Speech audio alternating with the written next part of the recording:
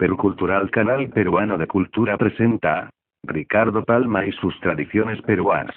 Tradición titulada Buena Laya de Fraile. Crónica de la época del virrey Marqués de Viluma.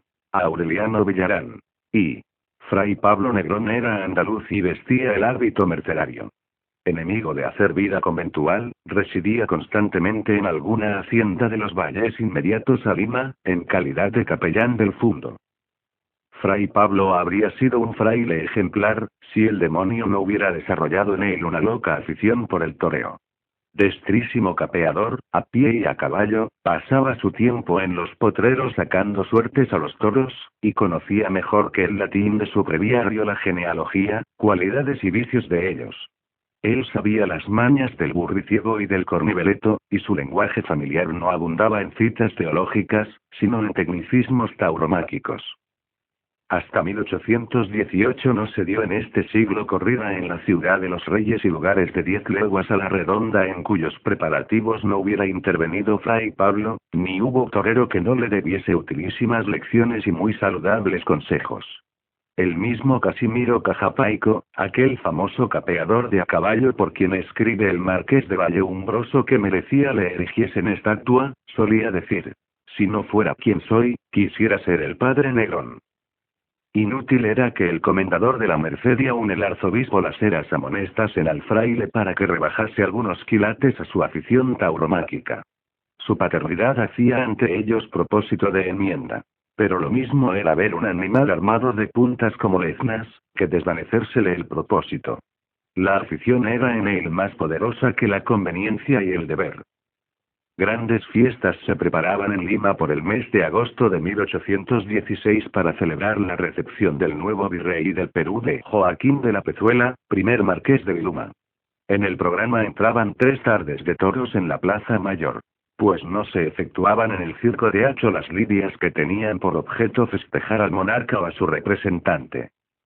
Los listines que en esta ocasión se obsequiaron a los oidores, cabildantes y personas caracterizadas, no estaban impresos en raso blanco, como hasta entonces se había acostumbrado, sino en raso carmesí. Es verdad que en ellos, después de enaltecer, como era justo, las dotes administrativas y sociales del señor de la Pezuela, hablaba mucho el poeta de regar el suelo peruano con sangre de insurgentes.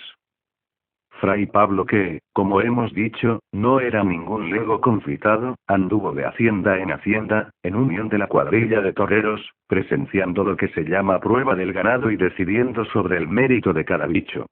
Los hacendados, a competencia, querían exhibir lo más fino de la cría, y el fallo del mercedario era por ellos acatado sin observación. La prueba general del ya escogido ganado se efectuó en la chacarilla del estanco, donde había gran corral con burladeros.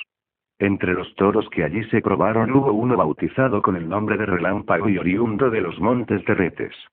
El torero Lorenzo Pizzi le sacó algunas suertes, y en el canto de una uña estuvo que el animal lo despanzurrara. Pizzi era un negro retinto, enjuto, de largas zancas y medianamente diestro en el oficio. Terminada la prueba, lo llamó aparte Fray Pablo y le dijo: mira, negro, cómo te manejas con el relámpago y no comas confianza, que aunque es cierto que a los toros más que con el estoque se les mata con el corazón, bueno será que estés sobre aviso para que no te suceda un percance y vayas al infierno a contarle cuentos a la puerca de tu madre. Ese animal es tuerto del cuerno derecho, y por la asta sana se va recto al bulto. Es toro de sentido, de mucha cabeza y de más pies que un galgo. Con él no hay que descomponerse, sino aguardar a que entre en jurisdicción y humille, aunque el mejor modo y manera de trastearlo es a pasatoro, y luego una buena por todo lo alto y a la cruz. Pero es suerte poco lúcida y no te la aconsejo. Con que abre el ojo, negrito. Porque si te descuidas, te chinga el toro y abur, melones. Su merced, padre, lo entiende, como que es facultativo, y ya verá a la hora de la función que no predicó en desierto, contestó el torero. Y de Joaquín de la Pezuela y Sánchez, teniente general de los Reales Ejércitos, caballero Gran Cruz de la Orden de Isabel la Católica y primer marqués de Viluma, estaba al mando de las tropas que en el Alto Perú combatían a los insurgentes, cuando, por haber insistido Abascal en renunciar el cargo de virrey, fue nombrado para sucederle, y tomó posesión del puesto el 17 de agosto de 1817. En sus oficios de renuncia habíalo Abascal recomendado al monarca como el más digno de reemplazarlo en las funciones de virrey. Pezuela que, en la clase de general, había sido el organizador del cuerpo de artillería y quien dirigió la fábrica del cuartel de Santa Catalina, fue siempre el favorito de Abascal, que influyó para que obtuviera ascensos en su carrera. Parece, sin embargo, que al sentarse el marqués de Viluma bajo el solio de los virreyes, no correspondió con la gratitud que a su benefactor debía. Así lo deduzco de los siguientes párrafos que extracto de un escritor contemporáneo. Pezuela, criatura de Abascal, que desde comandante de artillería lo fue elevando hasta hacerlo nombrar virrey, apenas se vio en palacio se ocupaba en censurar, con los bajos cortesanos que rodean al sol que nace, las medidas de su respetable antecesor, deshacía cuanto él había dispuesto, hostilizaba a sus adeptos, le desconocía ciertas prerrogativas de virrey cesante y, por fin, rodeaba de espías al anciano marqués de la Concordia, quien mientras terminaba sus arreglos de viaje a Europa, vivía en casa de un amigo en la calle de la Recoleta. 3 días antes de partir, envió a Abascal un recado a Pezuela pidiéndole órdenes. El virrey, correspondiendo a ese acto de social etiqueta, fue de tiros largos a casa de Abascal, que lo recibió en cama por hallarse enfermo. Al entrar el marqués de Viluma al dormitorio, lo hizo exclamando: «Excelentísimo compañero». «¿Quién es?», dijo Abascal sacando su blanca cabeza por entre las cortinas del lecho. Turbado Pezuela por lo extraño de la pregunta, repuso: «¿Cómo? ¿No me conoce vuecencia? Soy Pezuela».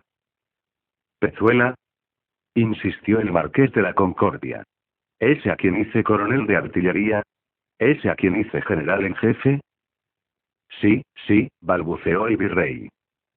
«Ah», exclamó Abascal incorporándose en la cama. «Si ese es mi sino, deme usted un abrazo». Como veremos después, a su turno tuvo también Pezuela que habérselas con un ingrato. Lo midieron con la misma vara con que él midió a Abascal. La casa que habitó Pezuela antes de ser virrey fue la llamada hoy de los Ramos, en la calle de San Antonio, vecina al monasterio de la Trinidad. En ella nació su hijo el ilustre literature Juan de la Pezuela, conde de Cheste y actual director de la Real Academia Española.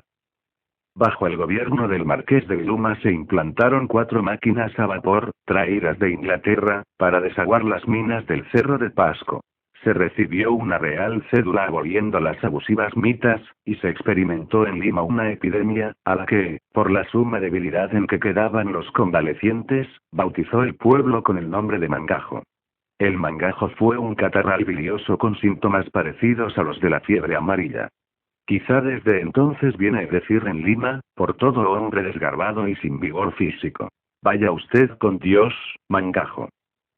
En cuanto a sucesos revolucionarios, los más notables de esa época fueron el suplicio en la plaza de Lima de los patriotas Alcázar, Gómez y Espejo, las excursiones del Orco Chorana y el apresamiento, en la rada del Callao, de la fragata Esmeralda, cargada con 2 millones de pesos. El desembarco de San Martín en Pisco, la defección del batallón de Numancia, la derrota del general español O'Reilly, que se suicidó un mes más tarde arrojándose al mar, y el curioso incidente de haberse recibido un día por el virrey, a las 2 de la tarde, la noticia oficial del descalabro de los patriotas en Cancha Rayada, y 1 hora después, cuando entregados a regocijo estaban los realistas de la capital quemando cohetes y repicando campanas, fondeó en el Callao otro buque portador de documentos que anunciaban la victoria de Maipú, en que quedó aniquilado el dominio español en Chile. Entre la primera y segunda batalla mediaron 16 días. En 1816 había llegado al Perú de José de la Serna, con el carácter de mariscal de campo y enviado por el rey para mandar el ejército que maniobraba sobre Tupiza. Mas a fines de 1819 vino de España su destitución, porque lo acusaron ante el monarca de ser masón o propagandista de doctrinas liberales y opuestas al absolutismo despótico que imperaba en la metrópoli. Pezuela se negó a enviarlo a Madrid, y escribió a Fernando VII abogando por la Serna y pidiendo se le dejase en el Perú, donde tenía el gobierno necesidad de sus servicios. En España esperaban a la Serna la cárcel y el destierro.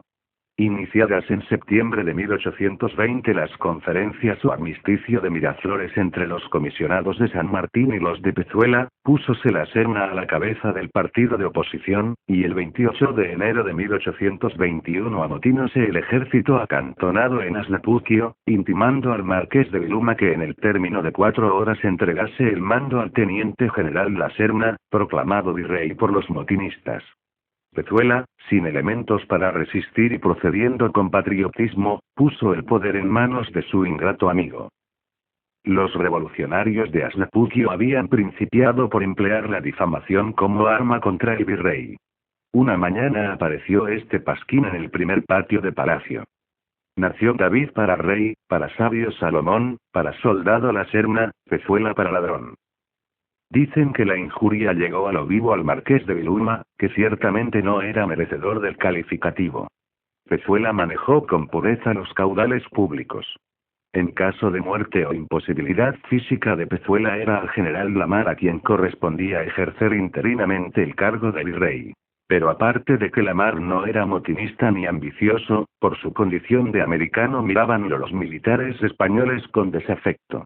El honrado Lamar no se dio por entendido del desaire y siguió sirviendo con lealtad al rey hasta que, sin desdoro para su nombre y fama, pudo en 1823 cambiar de bandera. Para el orden numérico y cronológico de la historia es La Serna el último virrey del Perú. Pero para mí, será ello una extravagancia, la lista de los verdaderos virreyes termina en Pezuela. En La Serna veo un virrey de cuño falso. Un virrey carnavalesco y de motín. Un virrey sin Fausto ni cortesanos, que no fue siquiera festejado con toros, comedias ni certamen universitario. Un virrey que, estirando la cuerda, solo alcanzó a habitar 5 meses en palacio, como huésped con la maleta siempre lista para cambiar de posada. Un virrey que vivió luego a salto de mata para caer como un pelele en Ayacucho. Un virrey, en fin, prosaico, sin historia ni aventuras. Y virrey que no habla a la fantasía, virrey sin oropel y sin relumbrones, es una falsificación del tipo, como si dijéramos un santo sin altar y sin devotos. Y llegó el día de la corrida. Su Excelencia, acompañado de su esposa, la altiva doña Ángela Ceballos, real audiencia y gran comitiva de ayudantes y amigos, ocupaba la galería de palacio, y el ilustrísimo Las Heras, con el cabildo eclesiástico, mostrábase en los balcones de la casa arzobispal. En las barandas de los portales estaba lo más granado de la aristocracia limeña, así damas como caballeros, y el pueblo ocupaba andamios colocados bajo la arquería de los portales y gradas de la catedral.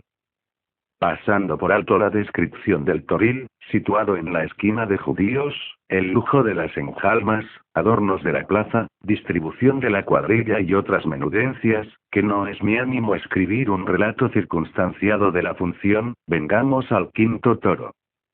Era este el famoso relámpago, gateado, terretes, enjalma carmesí bordada de plata, obsequio del gremio de pasamaneros. Recibiólo Casimiro Cajapaico en un alazán tostado, raza del norte, andahuasi, y le sacó 4 suertes revolviendo y 2 a la carrera.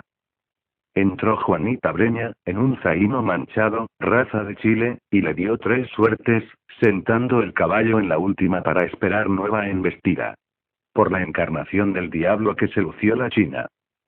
A esta, como a Cajapaico, lo arrojaron de todas las barandas muchísimos pesos fuertes y aún monedas de oro. Después que los chulos se desempeñaron bastante bien, mandó el ayuntamiento tocar banderillas. Cantoral le clavó con mucha limpieza y a volapié, a topacarnero o al quiebro, que de ello no estoy seguro, un par de reiletes de fuego en el cerviguillo.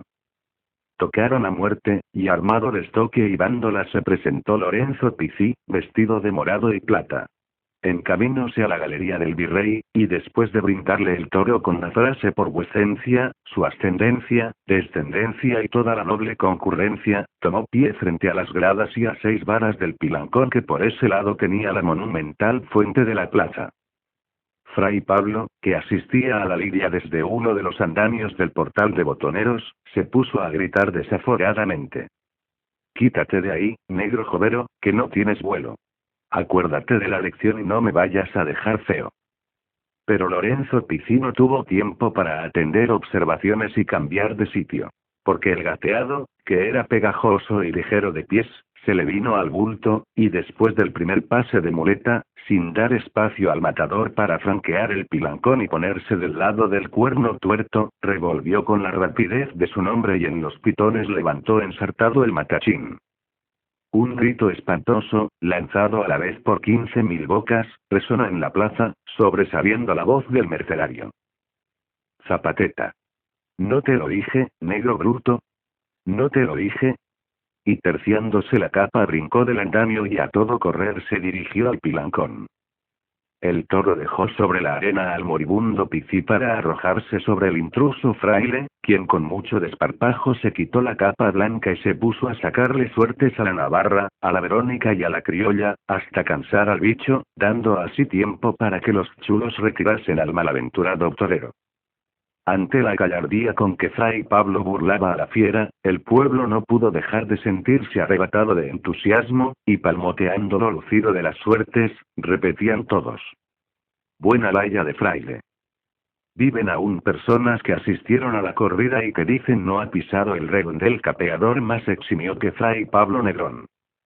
Muerto el relámpago a traición, por los desgarretadores y el puntillero Beque, pues ni Esteban Corujo, que era el primer espada, tuvo coraje para estoquearlo, llevaron a nuestro fraile preso al convento de la Merced. Dicen que allí el comendador Fray Mariano Durán reunió en la sala capitular a todos los padres graves, y que estos, cirio en mano, trajeron a su escandaloso compañero, al que el superior aplicó unos cuantos disciplinazos.